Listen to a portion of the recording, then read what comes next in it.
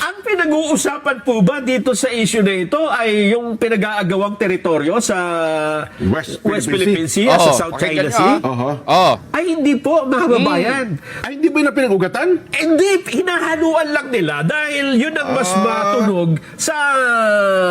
Pandinig ng mga Pilipino Oo. at saka yun ang ating interes eh. Pero ang pinagmulan po at ugat nito, gaya na nabanggit na natin kanina, ay yung pahayag po, yung ginawa mismo ni Commodore to, di ba? Oh, yes. Ng Coast Guard, na si Jay Tariela. Nalalagay sa panganib at sa kaalanganing sitwasyon ang ating bansa, lalong-lalo na tayong mga Pilipino, dahil sa pinaggagawa ng taong ito, mga kababayan. Kaya dapat itong taong ito, hindi dapat dyan eh. Hindi dapat na maging Commodore ito eh. Oo. Kobrador siguro pwede ito. Oo. Pwedeng-pwede ito sa Kobrador. Nagtatanggol ko no sa ating soberenya, mga kababayan. Pero kapag ang pinag-uusapan ay pakikialam ng ICC sa ating bansa, mga kababayan, hindi sila nagsasalita. Oo. Ang tatapang po nitong mga taong ito na magsalita laban sa China, kapag ang pinag-uusapan ay mga ganitong mga bagay, pero wala silang masabi sa flood control scandal, mga kababayan. Wala silang nasabi noong pinakialaman ng ICC ang ating bansa. Tikom ang kanilang mga bibig noong dinala si dating Pangulong Rodrigo Roa Duterte sa ICC, wala silang nasabi. Na kahit na sana masama, wala silang nasabi, mga kababayan. Akala mo'y ang tatapang, pero mga duwag naman sa katotohanan, mga kababayan.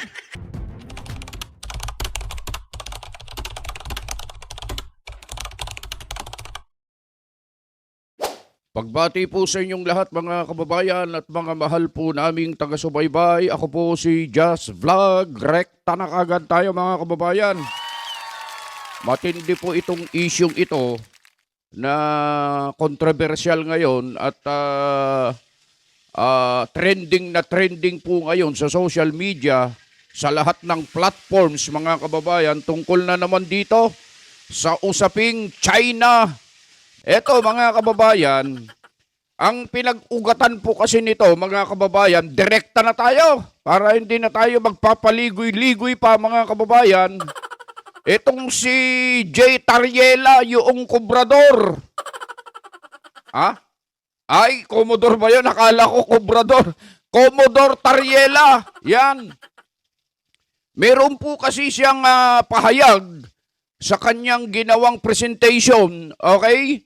Na kanyang ginawang katatawanan itong presidente ng China, mga kababayan, na si Xi Jinping, nung buweltahan siya ng Chinese Embassy, mga kababayan, kung ano-ano na ang kanyang ipinalalabas na pahayag na ang Pilipinas daw ay binubuli na ng China tungkol dyan sa usaping West Philippine Sea at South China Sea, mga kababayan. Oo, ito lamang mga gwapo, pogi na mga senador na akala mo ay alam ang lahat at napakakagaling. Oo, may mga nag-post pa eh. Ito po, yung mga 15 na senador na nagtatanggol sa ating bansa at nakikipaglaban alang-alang sa ating soberenya, mga ganon. Mga kababayan, naliligaw po tayo. Baka kung ano-ano na lang pinaniniwalaan ninyo at hindi ninyo inaalam yung ugat na dahilan talaga kung bakit nangyari yan at kung bakit nagalit ang China kay Tariela. Mga kababayan, maliligaw talaga tayo. Malilin lang talaga tayo at hindi natin malalaman ang katotohanan. Sa pagkakataong ito, mga kababayan, ilalahad po namin sa pamamagitan po ng video na mapapanood ninyo na kinuha natin ay wala nang iba kundi sa mapagkakatiwalaan na himpilan ang Net25 News and Information, mga kababayan, sa programang Sagalang Mamamayan, sapagkat ito talaga ang tinalakay dito, isa sa mga tinalakay dito sa programa, ang tungkol dyan sa ginawa ni Kobrador J. Tariela, mga kababayan. Opo, bantakin mong kahit sino naman, kapag ka binuli mo ang kanilang presidente, pagtatanggol talaga nila, mga kababayan, kahit tayo. Kapag binuli nila ang ating Pangulo, alangan naman na hindi natin ipagtatanggol, mga kababayan. Sa pagkakataong ito kasi, medyo sumobra itong si Kobrador Tariela, mga kababayan.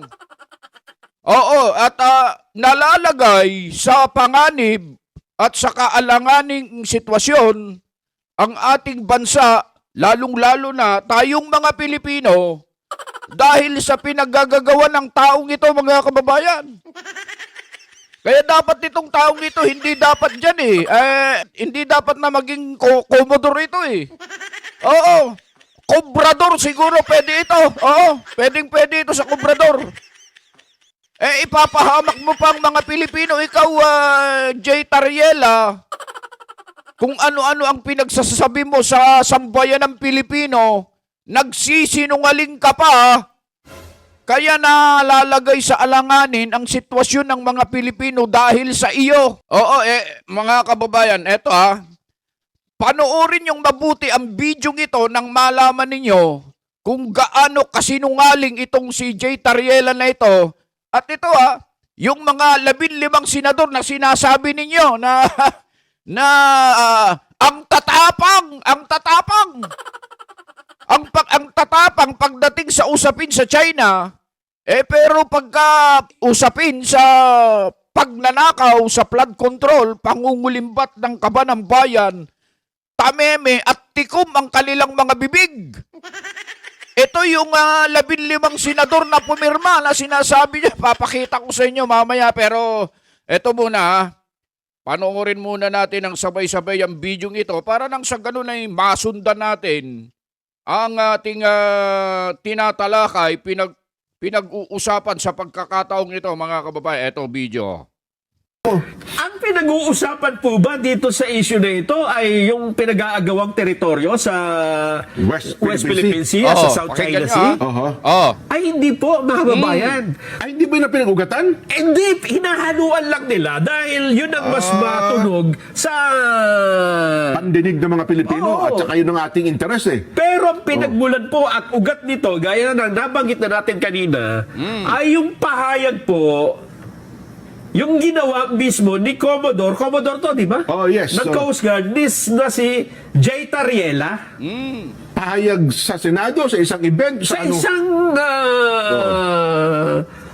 isang conference, sa isang speech niya, ha? Sa isang eskwelahan Sa natin De La Salle, Ang sabi nga niya dito, Jen, nung inilabas yung 15 senator na naglabas ng resolusyon na kumukondena sa mga kritisismo ng Chinese Embassy sa mga Philippine official. Ang sabi ni J. Tariela, maraming salamat po sa ating mga kababayang miyembro ng ating Senado na piniling tindigan ang ating karapatan sa West Philippine Sea. Ang problema, hindi po yan talaga lalabuin talaga nilang issue para makakuha ng suporta. Kasi alam mo, Nelson, kung ating pagbabatayan, meron kasing tanong, dati last year naalala ko, merong survey, kapag ka pinag-uusapan, West Philippine Sea, hindi sa pro or anti-China, kundi ang tao, napakataas ng interest kung babanggitin mo ang West Philippine Sea. Yun, totoo. Yun, Pero ang pinagmulan niyan, ayan pong nakikita nating picture na yan.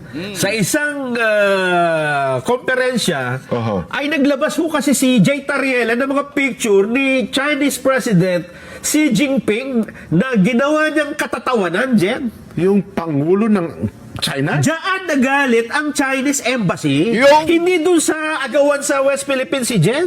Yung- Hindi sila umingay dahil sa protesta natin dun sa West Philippine Sea, sa pakikipag-agawan natin, kundi sa eksenang yan, dyan sa mga picture na yan, Nako. na etong nakakagalit pa sa kanila, Jen. Ha? I-deny ni Tariela na ginawa daw niya yan. Tapos may mga pictures pala. Sinungaling! May mga video pala ata ang Chinese At ang Embassy. sabi ni Jay Tariela, hindi ko naman pinangalanan yan eh. Kayo nga nagpangalan na si Xi Jinping, hindi ko naman sinabi. Ay, sino ba yan? Ang problema dyan, may video yun.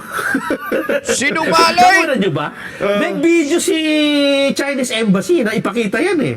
Binilang nila, ilang beses binanggit ni Jay Tariela ang pangalang Xi Jinping. Oo. Alam mo, ito, alam din ng marami ito, Nelson, ang presidente ng China, hindi isang sabi na, meron silang mataas na klase ng pagkilala sa kanilang presidente. Hindi lang basta presidente, Nelson, ha, kundi ayaw ko, merong ibang tao. Yung sabihin, mas mataas pa sa presidente ang pagkakilala nila. Hindi lamang isang tao na kinikilala nila bilang presidente. Meron pa mas mataas doon na gano'n ang pagkilala nila, Nelson. Kaya gano'n ang paggalang at pagrespeto sa kanilang presidente. Ang problema, Oo. noong sinita si Jay Tariela Yan. ng Chinese Embassy, humanap na ng kakampi. Yan na! Ayun. Naghilan na ng kakampi at ang sinasabi, binubuli na tayo ng China. West Philippine Sea ang issue dito. Surberenya ng Pilipinas. Sino Hindi po ba? surberenya ng Pilipinas ang pinag-usapan. Yung pong mga picture na yon at yung pagsisinungaling ni Jay Tariela ang problema. So para bang dating dito, parang binastos niya ang presidente ng China? Ganun na nga lumilitaw na itinanggi niya. Nagsinungaling pa siya dyan. Gano'n? Kaya kung sa isang malinaw na usapan, kung ikaw ang senador, Oo.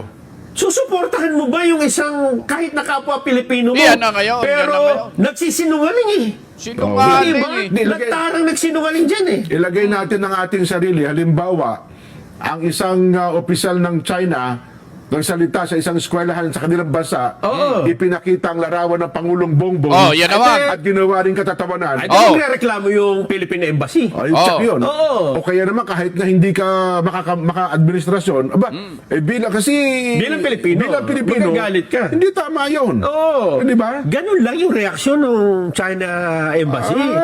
Kaya lang, itong mga, hindi ko maintindihan bakit sila ay parang bulag din. Ang tingin lang nila siguro ay, eto, maganda ito, magandang eksena. Bida kami rito. Ipagtanggol natin ang soberenya, kalayaan ng Pilipinas. Palayasin natin ang embahador na yan.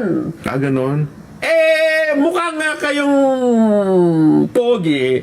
Pero kapag ka napanood ng mga babayan yung paliwanag at nalaman nila, ay hindi ba ang pinag-uusapan diyan ay yung awayan sa teritoryo, yung agawan, yung bully? Hindi po, ang pinag-uusapan dito, ang pinagmulan nito, yun yung ikinagalit ng Chinese Embassy sa atin. Kay Jay Tariela, hindi ho sa buong Pilipinas siya nagalit. Kay Commodore Jay Tariela lang. Ito Dapat po lang. pinag-uusapan natin, factual lang ito po ha. Oo. Wala po tayo, baka sabihin, kayong dalawa kasi baka kumakampi kayo sa China, etc. etc. Hindi Ay, po ha. hindi. Ito po nga ating binabanggit dito, Nelson. Ito po yung katotohanan. Opo. Yan ang pangyayari, no? Ang nangyari, ay na nga ho, naglabas na ng kanya-kanyang mga statement, gaya na nabanggit natin kahapon, ang ilang mga senador. At ang naging issue na rito, ang China na ang nambubuli, hindi lang daw sa karagatan, kundi dito sa mga opisyal. Pati daw sa Senado, parang binubuli ng mga senador. no? Kasi, Jen, ang sabi ni Senador Kiko Pangilinan sa kanyang post, sabi niya, bakit ang Chinese Embassy gusto mong patahimikin yung mga bumabati ko sa inyo? Hindi nga sumasagot lang eh. Tapos ngayon, ang gusto nila, tumahimik, tumahimik ang Chinese Embassy kapag ka sila sinasagot. Ganon. Walang demokrasya kapag Tama. yung kausap mo ay ayaw mong pasagutin, Tama. di ba? Totoo. Oo. Totoo. Ayan mga kababayan, napanood po natin yung sinasabi dito sa programang Saganang Mamamayan sa Net25 News and Information.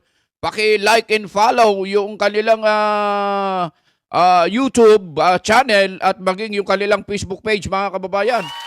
Dito tayo makakakuha ng mga tamang impormasyon, mga kababayan, ha? Mga totoong impormasyon na hindi kasinungalingan. Itong si Commodore Jay Tariela, mga kababayan, Napakasinungaling niyo po nito. At alam nyo mga kababayan, ang masamang idudulot niyan sa ating bansa at sa mga Pilipino, malalagay tayo sa alanganing sitwasyon yan. Bakit?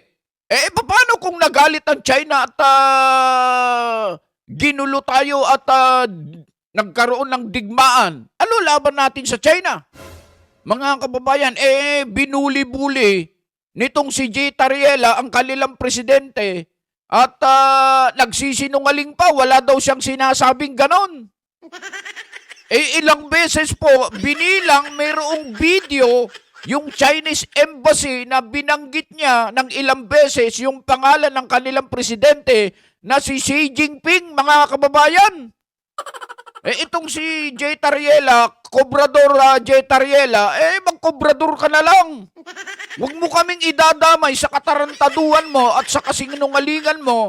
Pati yung mga senador, mga 15 senador ay nadadamay mo at nai-influensyan mo dahil dyan sa kasinungalingan mo. Isipin mo, parang ang lumabas naman mga kababayan lumabas na ang mga senador na ito, 15, ay bidang-bida ngayon. Dahil sa ang sabi ng mga hindi nakakaintindi at hindi nila alam yung katotohanan at pawang katotohanan lamang mga kababayan, akala nila, yung resolusyon na pinirmahan ng mga 15 senador ay totoong sinasabi ni itong si J. Tariela na binubuli na tayo, mga ganon. Hindi pala. Mga kababayan, maging mapanuri tayo.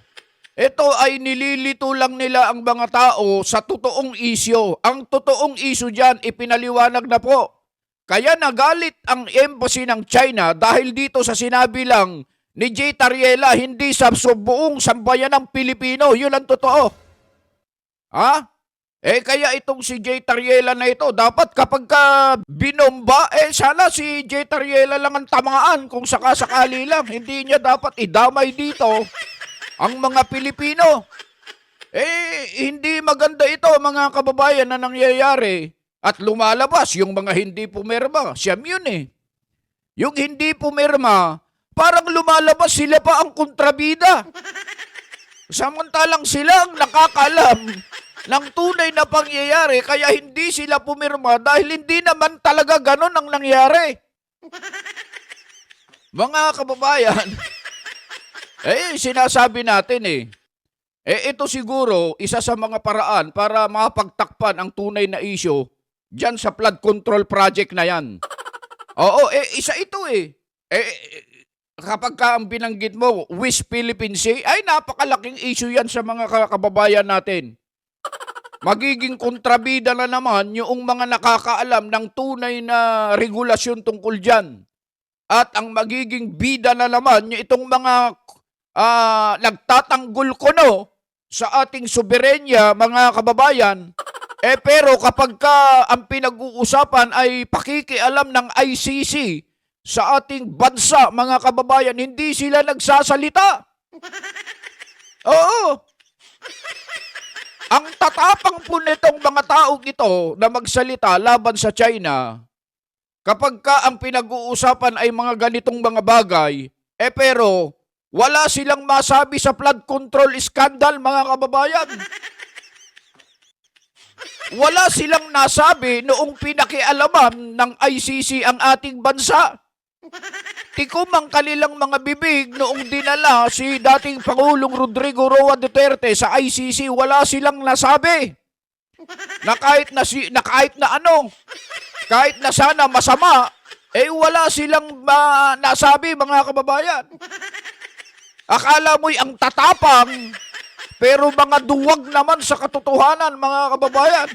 Kaya mag-iingat kayo, mga kababayan, kung sino yung mga pinipili ninyong idolo. Kung sino-sino yung mga iniidolo ninyo na mga senador, mga politiko, tingnan ninyo, yun talagang nagmamalasakit sa mga Pilipino. Hindi yung nagkukunwari lang na nagmamalasakit sa mga Pilipino, pero ang ipinaglalaban lang ang kanilang pinagtutuunan lang ng pansin, yung para sa kanilang sariling interes at sa kanilang mga sariling mga plano sa hinaharap. Mag-iingat kayo dyan, mga kababayan. Oo, bilang panghuli, mga kababayan, itong si Jay Tariela, mga kababayan, sana ito lang ang mapagbuntunan ng galit ng China at hindi tayo madamay, mga kababayan. Kasi kahit anong sabihin natin, bali-balik ta rin natin, hindi natin kakayanin ang China, mga kababayan. Isang pitik lang. Wala na tayo, mga kababayan. Itong si Jay Tariela na ito, na kobrador pala, mga kababayan, kung ano-ano kasi ang ginagawa nito, hindi nag-iingat. Oo, hindi nag-iingat. Naka-uniforme pa naman. Naka-uniforme pa naman. Oo, ito namang mga senador na kumampi na hindi man lang nagtanong kung ano ang nangyari, kung ano ang totoong nangyari. Mga sir, mga ma'am, sana mapanood nyo po ang video ito nang sa ganon ay maalimpungatan kayo at malaman ninyo ang katotohanan at pawang katotohanan lamang. Huwag kayong pipirma-pirma nang hindi nyo naman alam kung ano po ang kabuuan ng istorya. Napakagaling ni, isa pa ito. Si Senator Risa Hontiveros. Napakatapang mong magsalita sa China, pero sa flood control scandal, ninakaw, niliwas ang kaban ng bayan, wala kang sinabi. Bakit? Isa ka pa Isa ka pa sa may mga malalaking insertion.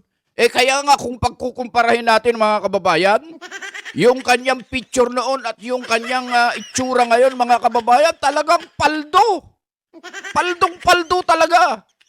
Napakalayo ng diferensya, mga kababayan. Ikaw ba naman ang billion-billion ang amendments?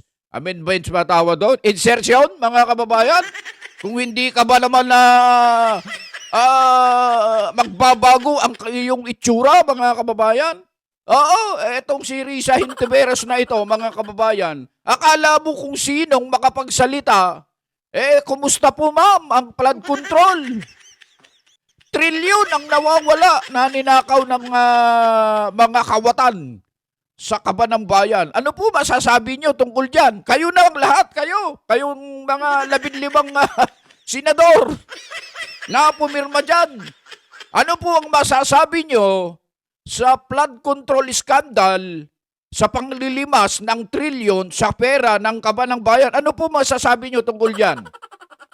Ang tatapang nyo sa China pero sa sarili nyong bansa, nakawan sa bansa, wala kayong masabi. Yan ang totoo. Mga kababayan, hindi tayo nagagalit dito. Tayo naman ay nagpapaliwanag lang. Naglalabas lang tayo ng ating sariling damdamin. Yan ay pagpapahayag. Ito pa. Mabuti na lang, naalala ko ito. Ito lamang si American citizen ba to? Si Erwin Tulfo.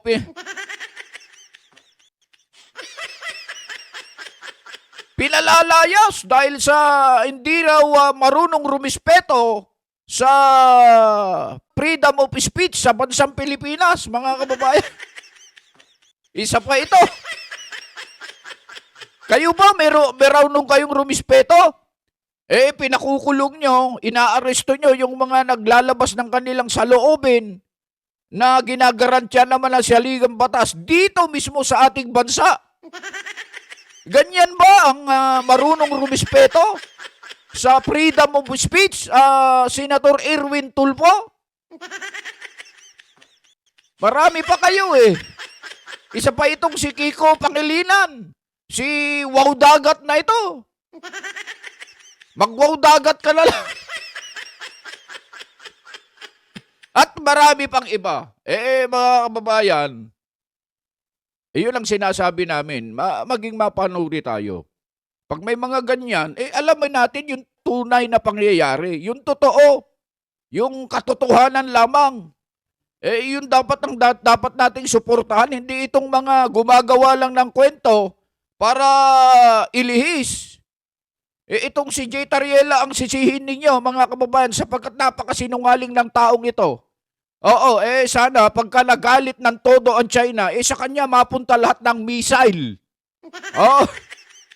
Para nang sa ganun ay magtanda at mabigyan ng leksyon. Beno, mga kababayan, ako po ay nagpapahayag lang ng aking saloobin at damdamin tungkol sa bagay nito sapagkat lumalabas na naman Dahil dito sa isyong ito, binabalata na naman si Senator Marcoleta na wala namang gusto kundi mabigyan lang at maipaliwanag lang sa ating mga kababayan yung mga dapat na mangyari. Ito talagang nagmamalasakit, nagmamahal sa mga Pilipino. Si Senator Rodante Marcoleta, mga kababayan. Nung binanggit na nag-usap sila nung ambassador ng China, yan na naman, ang dami na namang sumausaw. Yan, pro-China kasi yan. Yan na naman ang sinasabi nila, mga kababayan. Itong mga taong ito, mga kulang-kulang ang pag-iisip, intindihin na lang natin, mga kababayan. Kaya nga may mga ganito para maintindihan natin, maipaliwanag sa inyo, mga kababayan, yung mga bagay-bagay na dapat na mabigyan ng linaw. Nang sa ganun, hindi tayo maligaw, malinlang at maloko nitong mga gumagawa ng kasinungalingan katulad nitong kobrador na ito na si Jay Tariela, mga kababayan.